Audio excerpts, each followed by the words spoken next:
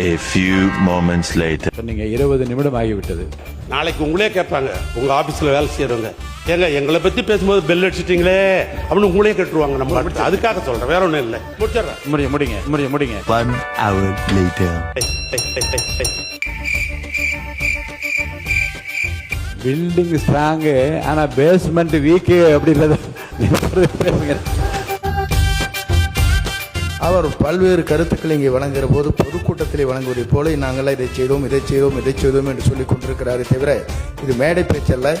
கருத்துக்கள் வழங்க வேண்டியது மானிய கோரிக்கை என்பதை நான் நினைவூட்ட விரும்புகிறேன். 2 hours later. அந்த உறுப்பினர் குறுக்கீடு இல்லாம 31 நிமிஷம் அனுமதி அளித்த முடிச்சிருங்க. போதும்.